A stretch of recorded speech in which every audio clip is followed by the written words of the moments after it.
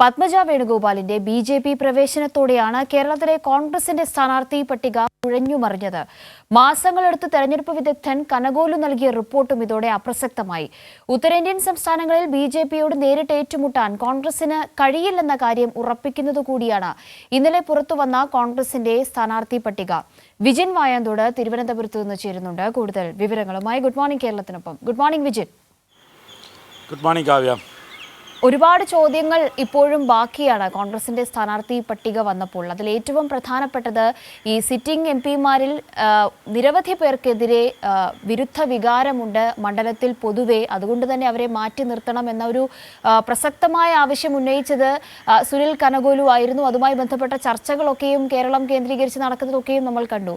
Padmaja വേണുഗോപാലിന്റെ BJP. പ്രവേശനത്തെ ഭയക്കുന്നില്ല, രാഷ്ട്രീയമായ ഒരു മാറ്റവും സംഭവിക്കാൻ പോകുന്നില്ല എന്ന് കോൺഗ്രസ് കേന്ദ്രങ്ങൾ പറയുമ്പോൾ പോലും നിരവധിയായ മാറ്റങ്ങളും വലിയ ആശങ്കകളൊക്കെയും കോൺഗ്രസ് ക്യാമ്പിലുടനീളം ഉണ്ടാകുന്ന സാഹചര്യവും നമ്മൾ കണ്ടു. എന്താണ് ഇന്നലെ പുറത്തു വന്ന ഈ ചിത്രത്തിൽ, ഈ സ്ഥാനാർത്ഥി പട്ടികയിൽ നിന്ന് മനസ്സിലാക്കേണ്ട കാര്യങ്ങൾ? കാവ്യ, ഇതിൽ പ്രധാനമായി കാണേണ്ടത് നേരത്തെ തന്നെ കനകോലുവിൻ്റെ റിപ്പോർട്ട് ഉൾപ്പെടെയുള്ള വിഷയങ്ങളിൽ തട്ടിത്തടഞ്ഞ് കിടക്കുകയായിരുന്നു കോൺഗ്രസിൻ്റെ സ്ഥാനാർത്ഥി പട്ടിക. അതിൻ്റെ അടിസ്ഥാനത്തിൽ വൈകിക്കൊണ്ടിരിക്കുകയായിരുന്നു സ്ഥാനാർത്ഥി പ്രഖ്യാപനവും. അങ്ങനെ ഇന്നലെ രാവിലെ പ്രഖ്യാപിക്കാം എന്ന ഒരു തീരുമാനത്തിലേക്ക് എത്തുന്നു നേതാക്കൾ. കെ സുധാകരനും ഒപ്പം തന്നെ വി.ഡി. സതീശൻ ഉൾപ്പെടെയുള്ള, ചെന്നിത്തല ഉൾപ്പെടെയുള്ള നേതാക്കൾ ഡൽഹിയിൽ 2-3 ദിവസമായി ക്യാമ്പ് ചെയ്യുന്നു, ചർച്ചകൾ നടത്തുന്നു. കെ.സി. വേണുഗോപാൽ ഉൾപ്പെടെയുള്ളവർ മണിക്കൂറുകളെടുത്ത് ചർച്ചകളിലേക്ക് പോകുന്നു. അങ്ങനെയൊക്കെ നിൽക്കുന്ന ഒരു സാഹചര്യത്തിലാണ് പെട്ടെന്ന് പത്മജ വേണുഗോപാലിൻ്റെ ഒരു കോൺഗ്രസിൽ നിന്നുള്ള മാറ്റം ഉണ്ടാകുന്നത്. ബി.ജെ.പിയിലേക്ക് അവർ ചേക്കേറുന്നു. ഏറ്റവും പ്രധാനപ്പെട്ട കാര്യം, രാജ്യത്ത് തന്നെ ഈ പത്മജ വേണുഗോപാലിൻ്റെ ബി.ജെ.പി. പ്രവേശനം വലിയ തരത്തിലുള്ള ചർച്ചയാക്കി ബി.ജെ.പി. ഉയർത്തിക്കൊണ്ടുവരികയാണ്. അതിന് ഏറ്റവും പ്രധാനപ്പെട്ട കാര്യം കെ കരുണാകരൻ്റെ മകളാണ്. കെ കരുണാകരൻ എന്ന് പറയുന്നത് ഇന്ദിരാഗാന്ധിയുടെ ഏറ്റവും അടുപ്പക്കാരനായിരുന്ന ആളായിരുന്നു. കേരളത്തിലെയും ഇന്ത്യയുടെയും രാഷ്ട്രീയത്തിൽ ഒരു ചാണക്യനായി പ്രവർത്തിക്കുക ഉൾപ്പെടെ ചെയ്ത കോൺഗ്രസ് രാഷ്ട്രീയത്തിലെ ഏറ്റവും പ്രധാനപ്പെട്ട നേതാവ്, കേരളത്തിൽ കോൺഗ്രസിനെ കെട്ടിപ്പടുക്കുന്നതിൽ നിർണായകമായ പങ്കുവഹിച്ച നേതാവ് ഉൾപ്പെടെയുള്ള ഏറ്റവും പ്രധാനപ്പെട്ട ഒരു ലീഡർ എന്ന വിശേഷണം കൽപ്പിച്ചു നൽകിയ നേതാവിൻ്റെ മകൾ കോൺഗ്രസ് വിട്ട് ബി.ജെ.പിയിലേക്ക് പോകുന്നു.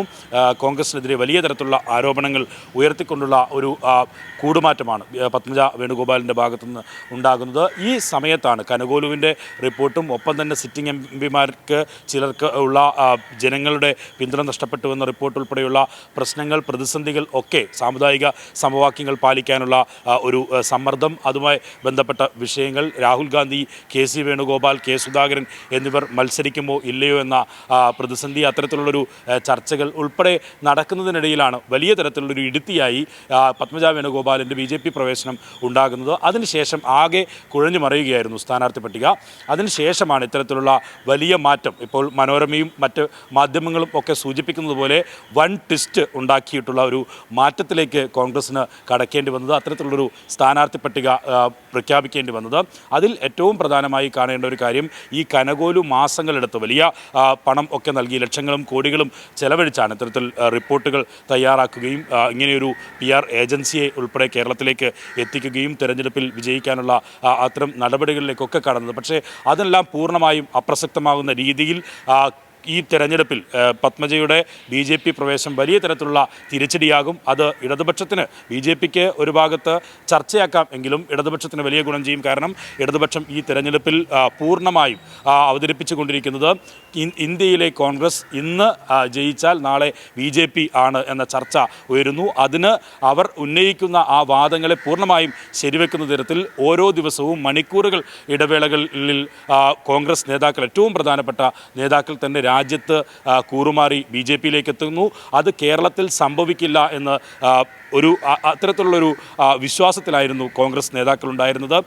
അനിൽ ആൻ്റണിയുടെ പ്രവേശനം അത് വലിയ കാര്യമാക്കേണ്ടതില്ല, വലിയ പ്രസക്തനായ നേതാവല്ല എന്നൊക്കെ വാദിക്കുമ്പോഴും ഏറ്റവും പ്രധാനപ്പെട്ട ഒരു നേതാവിൻ്റെ മകൾ, കേരള രാഷ്ട്രീയത്തിലെ കോൺഗ്രസിൻ്റെ ഏറ്റവും നിർണായകമായ സമിതിയിൽ ഉൾപ്പെടെ അംഗമായിരുന്ന ഒരു നേതാവ്, വനിതാ നേതാവ്, ഏറ്റവും പ്രധാനപ്പെട്ട നേതാവ്, പല മത്സരങ്ങളും കാഴ്ചവെച്ച നേതാവ്, ഇവർ കോൺഗ്രസ് വിട്ട് ബി.ജെ.പിയിലേക്ക് കൂടുമാറിയതോടുകൂടി വലിയ തരത്തിലുള്ള പ്രതിസന്ധിയിലേക്ക് കടക്കുകയായിരുന്നു കോൺഗ്രസ് ചെയ്തത്.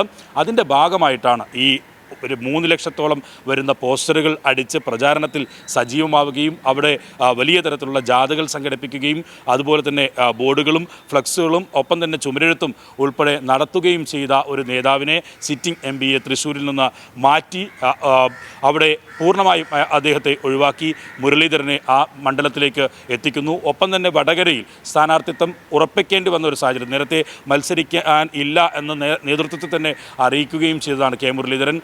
ഒന്ന് ശൈലജ ടീച്ചറുടെ സ്ഥാനാർത്ഥിത്വം വലിയ തരത്തിലുള്ള പ്രതിസന്ധിയാകും, അത് ഒരു തോൽവിയിലേക്ക് എത്തേണ്ട ഒരു സാഹചര്യത്തിലേക്ക് എത്തും എന്നെല്ലാം മനസ്സിലാക്കിയതിന്റെ ഇത്തരത്തിലൊരു സ്ഥാനാർത്ഥി പട്ടിക പുറത്തു വന്നപ്പോൾ പോലും പ്രഖ്യാപിക്കപ്പെട്ട സ്ഥാനാർത്ഥികൾക്കടക്കം അതൃപ്തിയുണ്ട് എന്ന ആ ഒരു സാഹചര്യത്തെ കോൺഗ്രസ് കണ്ടേ മതിയാകൂ എന്നുള്ളതാണ്